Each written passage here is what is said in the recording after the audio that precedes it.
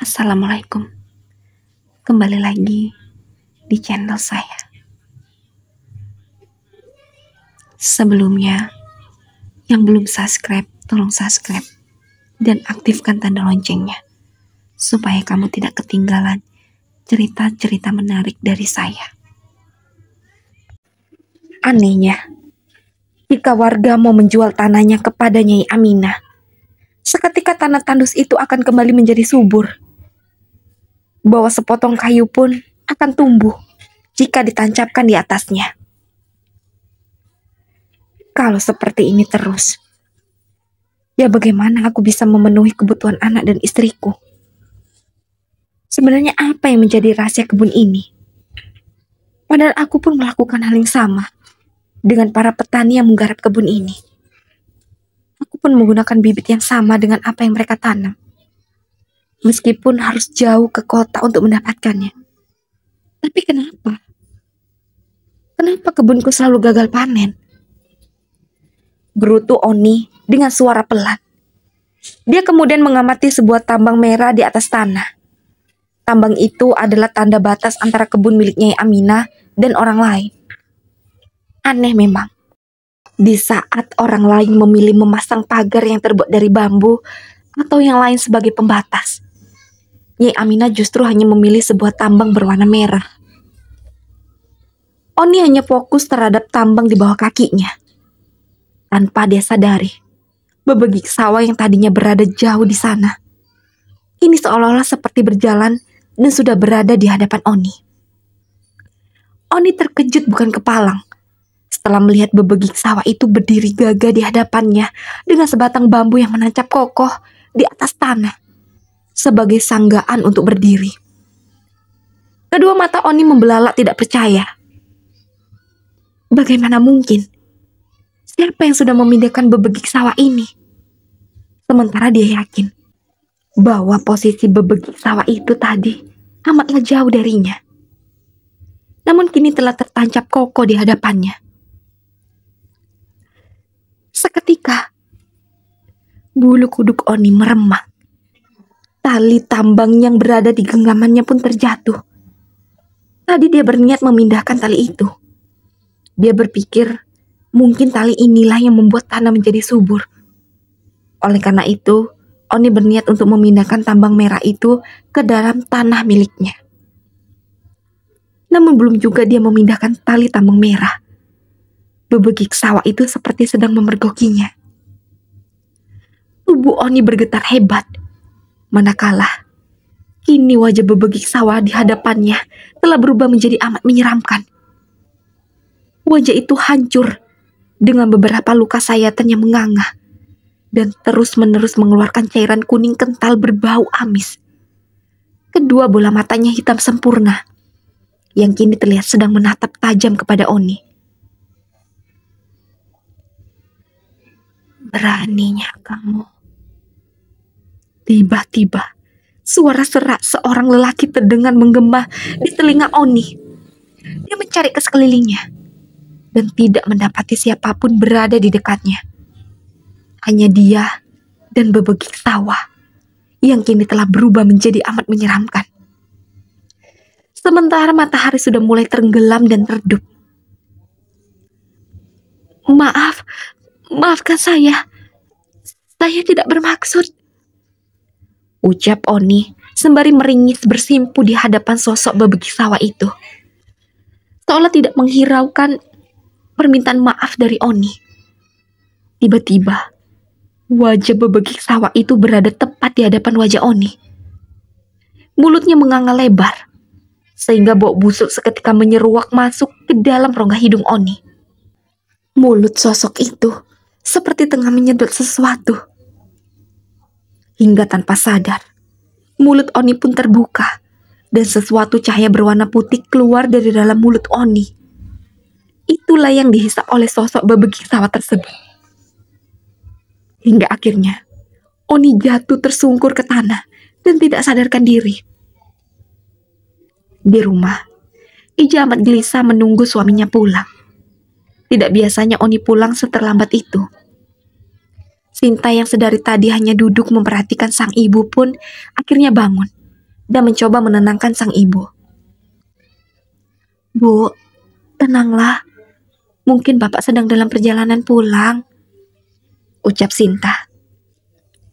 Tidak, Neng. Bapakmu tidak pernah pulang terlambat seperti ini.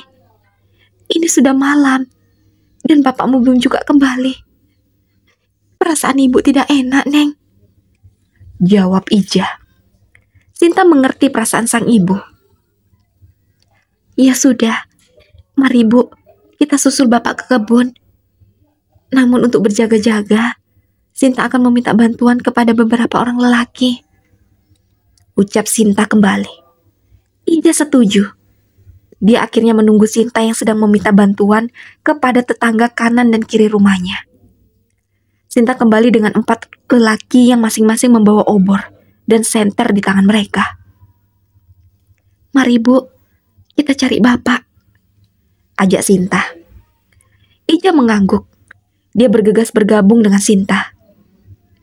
Sesampainya di kebun, mereka terus mencari keberadaan Oni di antara gelapnya malam. Hati Ija semakin tidak karuan, manakala seorang lelaki yang turut membantunya berteriak bahwa dia menemukan Oni. Bergegas Ija dan Sinta menuju ke arah lelaki tersebut. Benar saja, Oni sudah terbujur kaku dengan tubuh yang sudah membiru. Seketika tangis Ija pecah. Tangisnya menggema di tengah kebun dan terdengar amat menyayat hati. Pak, sebenarnya apa yang sudah terjadi padamu? Ratap Ija. Sinta pun menangis. Namun sebisa mungkin dia menjaga agar tangisnya itu tidak pecah di sana, karena mereka masih berada di area kebun. Bu, sudah ya. Kita bawa jasad bapak pulang dulu, ujar Sinta. Ija hanya mengangguk, kemudian melepaskan Oni yang sedari tadi terus dipeluk olehnya. Lantas keempat orang lelaki itu mulai menggotong tubuh Oni yang benar-benar sudah amat kaku. Sesampainya di rumah, jasad Oni langsung diurus.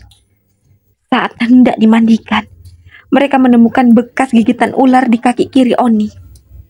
Ini menjadi bukti bahwa memang Oni meninggal sebab digigit ular berbisa. Sinta menerima apa yang menjadi sebab kematian bapaknya itu. Sementara Ija masih merasa bahwa kematian suaminya benar-benar aneh. Seketika kabar kematian Oni menjamur dengan cepat. Sebagian dari mereka tidak percaya bahwa Oni meninggal sebab digigit ular. Mereka yakin bahwa ini semua ada sangkut pautnya dengan Nyai Aminah. Sebab mereka tahu bahwa Oni adalah salah satu warga yang bersikuku tidak mau menjual tanahnya kepada Nyai Aminah. Masih dalam suasana duka, beberapa orang terlihat sedang berkumpul di halaman rumah Ija, termasuk Wesna. Namun dia hanya berdiri di kejauhan. Selama ini, Wesna belum pernah berkunjung ke rumah Sinta. Dan Wesna belum pernah sama sekali bertemu dengan ibu Sinta, Ija. Bukan tanpa alasan. Hanya saja, dia merasa enggan jika harus langsung menemui Sinta di rumahnya. Wesna memperhatikan dengan sesama rumah Sinta. Namun dia tidak menemukan Sinta dimanapun. Hingga akhirnya, sebuah mobil sedan berwarna hitam berhenti tepat di sebelahnya. Sinta turun dari dalam mobil itu. Disusul seorang lelaki yang Wesna kenal. Dia adalah Subagja. Wesna terkejut, sebab selama ini dia tidak tahu bahwa Sinta mengenal Subagja. Wesna? Ucap Sinta dengan nada terkejut melihat Wesna. Wesna hanya mengangguk, sementara Subagja sedang sibuk menurunkan barang dari mobil. Sinta, ini... Maafkan aku, belum bisa ikut ke rumahmu. Aku pamit ya. Ibu mungkin sudah mencariku, ucap Subagja tiba-tiba pada Sinta. Dia kemudian tersenyum kepada Wesna. Iya, Kang.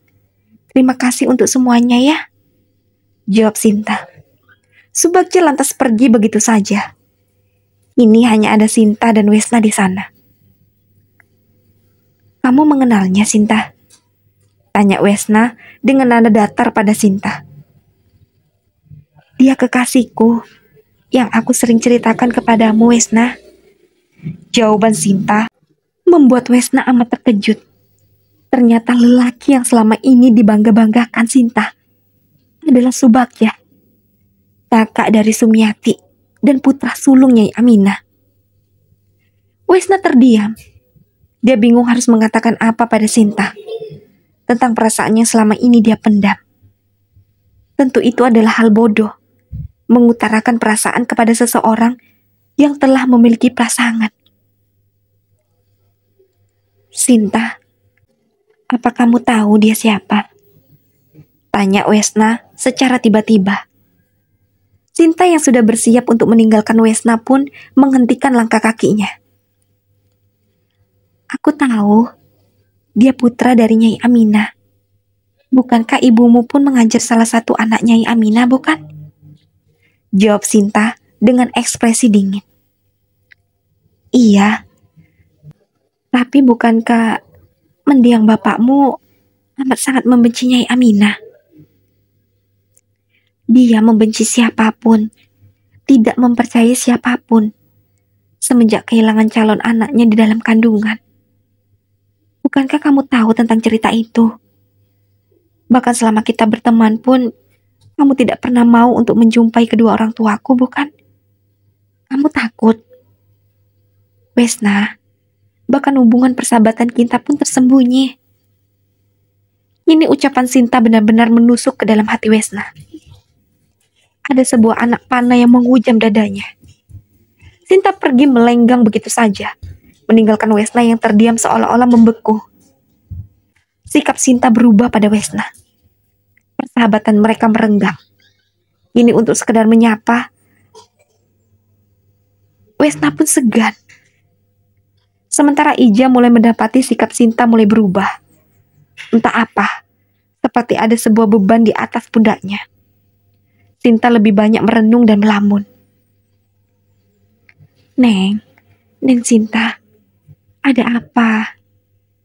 Tanya Ija kepada putri semata wayangnya itu. Ija berhasil membuyarkan lamunannya. Sinta tersenyum dan kemudian memeluk tubuh sang ibu yang mulai rentah. Tidak, Bu. Aku hanya merindukan Bapak. Jawab Sinta berbohong. Sungguh, Ibu pun sangat merindukan Bapak. Ngomong-ngomong, bagaimana dengan teman yang sering kamu ceritakan pada Ibu? Siapa namanya? Ibu lupa. Tanya Ija kembali. Maksud Ibu, Wesna? Iya, ajaklah dia kemari. Karena Bapak sudah tidak ada, Ibu tidak akan mengekangmu bergaul dengan siapapun. Ibu ingin bertemu dengan Wesna. Ungkap Ija. Sinta hanya menghela nafasnya. Sedari dulu, memang dia ingin memperkenalkan Wesna kepada ibunya. Namun kini justru saat kesempatan itu ada, hubungan persahabatannya dengan Wesna sudah rusak. Jika memperkenalkan Subagja kepada ibunya pun bukan ide bagus. Karena Sinta tidak pernah sama sekali mengatakan bahwa dia memiliki kekasih. Terlebih kekasihnya itu adalah anak dari Nyai Aminah. Sudah malam loh, Bu. Ibu tidur saja ya. Soal mengajak Wesna kemari, nanti Sinta pikirkan lagi.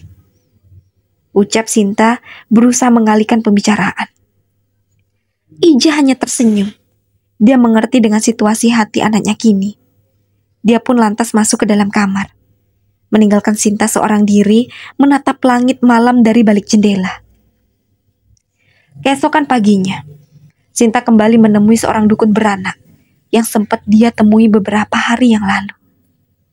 Wanita parubaya itu tersenyum melihat kedatangan Sinta. Dia segera menunda aktivitasnya. Ditaruhlah sepasang sapu ijuk dan pangki yang sedari tadi dia genggam. Neng lagi, mari masuk, ucapnya ramah. Dia tersenyum dan mengangguk. Kini mereka berdua sudah berada di dalam rumah. Ma, Coba lihat perutku sekali lagi. Pastikan apa ucapan Mak tempo hari itu benar. Mak Paraji itu tersenyum dan menarik nafas ringan. Baiklah, mari masuk ke dalam kamar. Ajak Paraji atau dukun beranak itu. Sinta terlentang di sebuah kasur kapuk yang sudah mengeras. Kakinya tertutup sebuah kain samping berwarna coklat. Dia menaikkan baju hingga ke bagian perutnya terlihat. Mak Paraji itu datang dengan membawa semangkuk kecil minyak kelapa yang biasa digunakan untuk mengurut. Sebuah pijatan kecil dimulai. Jari-jari Mak Paraji itu terlihat menari-nari lincah di atas perut Sinta. Sesekali Sinta meringis dibuatnya. Tidak salah, Neng. Ini memang janin. Neng sedang hamil. Usianya sekitar 2 atau 3 bulan. Ucap si Mak Paraji tersebut. Sinta menggeleng-gelengkan kepalanya pelan. Dia tidak percaya dengan kenyataan yang ada di hadapannya. Sinta tengah hamil. Dia hamil anak dari Subagja. Tidak terasa, air mata Sinta keluar dari sudut matanya. Neng, ada apa? Biasanya wanita yang Mak beri kabar tentang kehamilan pasti akan sangat bahagia. Tapi kenapa Neng malah menangis? Tanya Mak Paraji itu dengan penuh heran. Tidak apa-apa, Mak. Aku hanya bingung. Atau jangan-jangan anak ini adalah... Iya, Mak. Anak ini adalah anak haram. Anak hasil luar nikah. Ucap Sinta dengan isak tangisnya, memotong pembicaraan si Mak Paraji tersebut. Lagi-lagi, Mak Paraji itu hanya mampu menghela nafasnya. Lalu, apa ayah dari anak ini sudah tahu? Belum, Mak. Aku tidak berani mengatakannya. Jawab Sinta penuh putus asa. Jangan seperti itu, Neng. Katakanlah semuanya. Mau bagaimanapun, ini adalah kalian. Dia berhak tahu dan harus menerimanya. Jawab Mak Paraji itu. Sinta terdiam sebentar. Apa yang dikatakan Mak Paraji memang ada benarnya. Mereka telah berani berbuat, maka harus berani bertanggung jawab. Bukankah dengan begitu, Sinta akan segera menikah dengan Subagja? Baik, Mak. Aku akan segera memberitahukan bapak dari si jabang bayi ini. Mak Paraji mengangguk, sembari tersenyum. Sinta pulang dengan harapan dan bayangan indah tentang pernikahannya dengan Subagja nanti. Setelah sampai di rumah, ternyata Ija sudah menanti Sinta dengan cemas. Dari mana saja kamu, Neng? Tanya Ija. Menemui Wesna, Bu. Tapi dia belum sempat untuk kemari. Dia sibuk. Jawab Sinta berbohong. Ya sudah, tidak apa-apa. Lain waktu kan masih bisa. Mari makan. Ibu sudah memasak banyak untukmu. Ajak Ija. Sinta mengangguk dan kemudian mereka makan siang bersama. Besoknya, Sinta kembali beralasan kepada Ija untuk menemui Wesna kembali. Namun sebenarnya dia menuju kebun di mana Subagja pasti berada. Selama ini, tanpa sepengetahuan Ija dan Oni, Sinta bekerja pada Nyai Aminah sebagai buruh tani di salah satu kebunnya yang jauh dari kebun milik Oni. Hanya alasannya, dia ingin terus bertemu Subagja. Seperti hari ini, dengan bersemangat, Sinta menuju kebun. Dan benar saja, Subagja berada di sana. Dia tengah sibuk memeriksa beberapa tumpuk pupuk tanaman. Akang, sapa Sinta dengan nada pelan. Subagja tersenyum, lantas memberi isyarat agar Sinta mengikutinya, menjauh dari pandangan orang-orang yang akan menaruh curiga. Mereka duduk di bawah sebuah pohon tempat biasa mereka untuk bertemu. Ada apa, sayang? Kamu rindu, bukan? Goda Subagja pada Sinta. Sinta hanya tersenyum. Dia bingung harus bagaimana mengatakannya kepada Subagja. "Ada apa sayang?" tanya Subagja kembali. Tidak biasanya Sinta bersikap diam seperti itu. "Akang, aku punya sebuah kabar untukmu. Harusnya kamu berbahagia saat mendengarnya," ucap Sinta. Subagja mengerutkan dahinya. Dia terdiam menanti kata-kata yang akan Sinta katakan selanjutnya. "Akang, aku hamil anakmu." Kedua mata Subagja membulat. Dia tidak percaya dengan apa yang baru saja Sinta ucapkan. "Kamu serius?" ucap Subagja dengan nada yang mulai serius. "Iya, Kang. Aku sudah 2 kali datang ke Mak Paraji, dan 2 kali juga dia mengucapkan bahwa aku hamil. Kini usia kandunganku sudah menginjak 3 bulan. Subagja mengusap wajahnya kasar. Dia bingung jawaban apa yang harus dia berikan kepada Sinta. "Akang kenapa?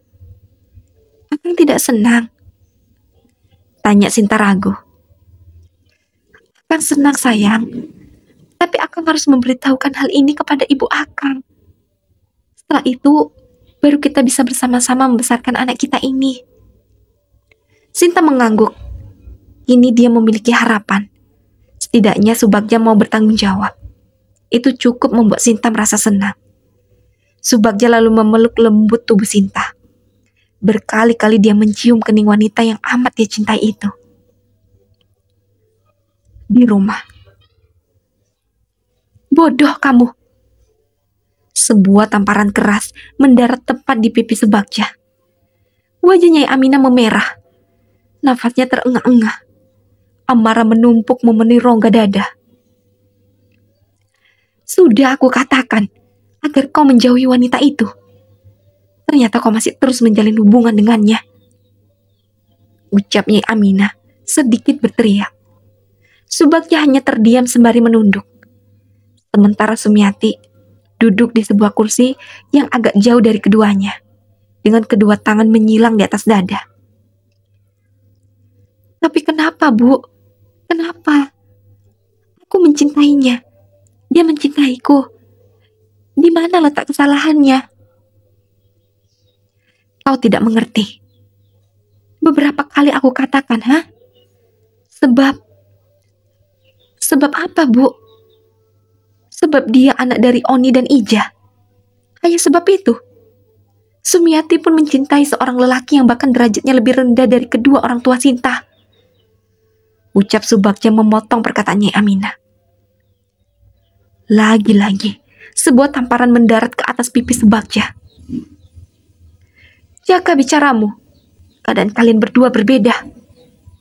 Nyai Aminah berbicara tepat di depan wajah Subagja. Kini suaranya terdengar amat berat. Kini dia berlalu pergi. "Camkan baik-baik. Mau bagaimanapun dan apapun yang telah terjadi di antara kalian, Ibu tidak akan mengizinkan kamu menikah dengannya. Jika kamu masih memaksa, silakan pergi dari keluarga ini. Ibu pastikan semua orang akan lupa bahwa Aminah pernah memiliki seorang anak lelaki," ancam Nyai Aminah. "Dan satu lagi, lebih baik suruh wanita itu untuk menggugurkan kandungannya saja," ucap Nyai Aminah. Ini benar-benar membuat Subagja terpaku.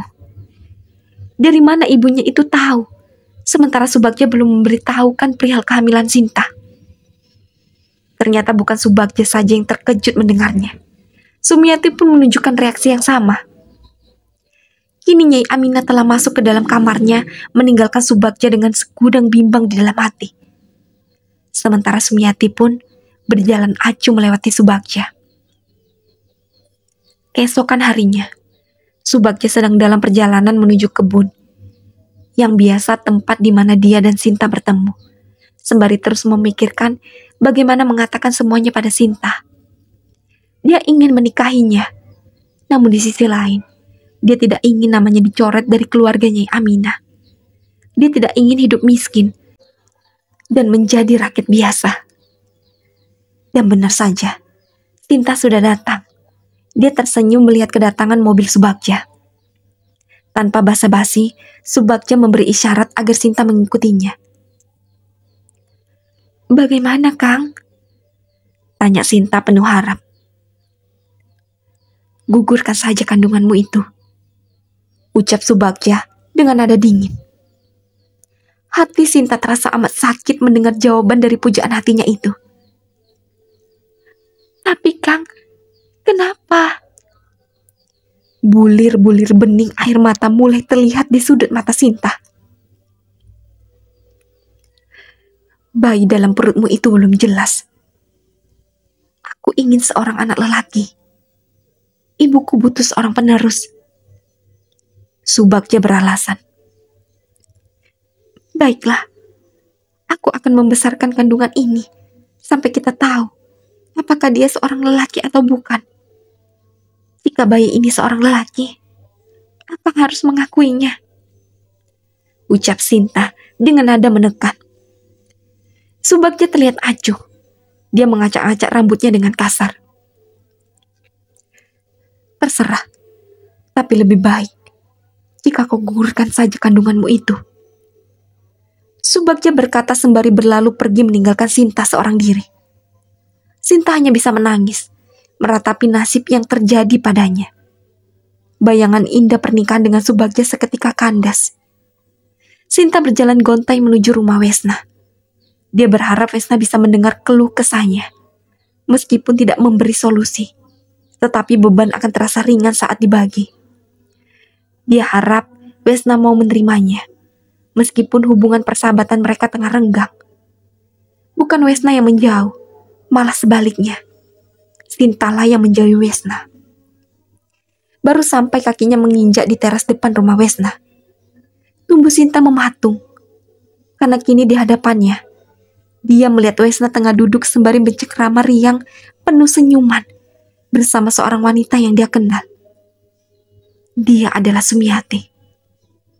Melihat kedatangan Sinta, Wesna sontak saja langsung berdiri terkejut. Pun begitu dengan Sumiati. Namun kebencian dan rasa risih yang terlihat dari mimik wajah Sumiati. "Sinta, ada apa? Kenapa kedua matamu terlihat sembab begitu? Kamu habis menangis?" Wesna memberondol Sinta dengan beragam pertanyaan. Dia kini berdiri tepat di hadapan Sinta yang hanya terus menangis. Hingga akhirnya, Wesna memeluk erat tubuh Sinta. "Sialan, dasar perempuan jalang," batin Sumiati. Kini kedua tangannya mengepal kuat. Dia benar-benar marah melihat pemandangan yang ada di hadapan matanya secara langsung. Sumiati memilih pamit kepada Wesna. Wesna hanya tersenyum sembari mengangguk tanpa melepaskan Sinta dari pelukannya. Sepanjang jalan, Sumiati terus menggerutu. Mungkin jika Wesna tidak ada, Sumiati akan langsung membenturkan kepala Sinta ke sebuah balok kayu. Dia benar-benar amat kesal. Sesampainya di rumah pun, Sumiati masih menunjukkan raut wajah kesal. Raut wajah itulah yang menarik perhatian Nyai Aminah. "Kenapa, Sumiati? Ada apa? Ceritakan pada ibu. Apa hal yang bisa membuat anak kesayangan ibu ini terlihat amat kesal?" Sumiati lantas memeluk sang ibu. Dia mulai menceritakan bagaimana tadi Sinta datang dan langsung menangis memeluk Wesna. Sementara dirinya dan Wesna tengah asik berbincang-bincang. Pun sama halnya dengan Wesna. Dia acuh, sama sekali tidak memperdulikan Sumiati. Nyai Aminah mulai kesal mendengarnya. Dia benar-benar kesal mendengar nama Sinta yang terus menjadi biang onar di keluarganya. "Lantas, apa yang harus ibu lakukan, sayang?" tanya Nyai Aminah lembut pada Sumiati. "Ibu, buatlah Wesna mencintaiku. Buat dia acuh dan bahkan melupakan si perempuan jalang itu, Bu," rengek Sumiati. "Kok amat mencintainya, bukan?" "Iya, Bu. Aku sangat mencintainya. Aku ingin menikah dengannya." "Apa kau sudah menyatakan perasaanmu?" Tanya Nyai Aminah. Belum, Bu. Nyatakanlah dulu. Siapa tahu memang dia pun mencintaimu. Ucap Nyai Aminah sembari mengusap lembut kepala Sumiati. Sumiati tersenyum dan lantas mengangguk. Kini dia optimis untuk menyatakan perasaannya kepada Wesna. Sementara Wesna sendiri tengah di ujung bimbang. Sinta terus menangis setelah menceritakan semuanya kepada Wesna. Wesna memang amat mencintai Sinta. Tapi jika dia ingin bertanggung jawab atas bayi yang ada di perut Sinta, dia tidak yakin ibunya akan merestui pernikahan mereka. Aku akan menikahimu, Sinta. Tolong lupakan saja lelaki itu. Aku akan bertanggung jawab padamu dan juga bayi yang tengah kamu kandung. Ucap Wesna seketika membuat Sinta menghentikan tangisnya. Kini dia menatap kedua mata lelaki itu dengan penuh harap. Kamu serius? Iya. Jika lelaki itu tidak mau bertanggung jawab atas perbuatannya, biarkan aku saja. Bayi itu tidak punya salah. Bahkan dia belum terlahir ke dunia. Aku tidak akan mengizinkanmu menggugurkan kandunganmu, Sinta. Ujar Wesna. Tapi, bagaimana dengan ibuku? Kita akan bicara bersama-sama. Dan katakan saja bahwa bayi dalam perutmu adalah anakku. Dengan begitu, ibumu tidak punya pilihan lain untuk tidak menikahi kita. Bagaimana? Wesna memberi saran. Sejenak Sinta terdiam. Dia menimbang apa yang baru saja Wesna katakan. Baiklah Wesna. Namun berikan aku waktu 3 hari. Aku masih berharap Subagja dapat merubah hatinya. Ucap Sinta. Wesna hanya menghela nafas. Dia mengangguk. Sungguh, cinta Sinta kepada Subagja amatlah besar. Yang masih penasaran, lanjut ke part selanjutnya. Dan jangan lupa aktifkan tanda loncengnya dan subscribe. Assalamualaikum.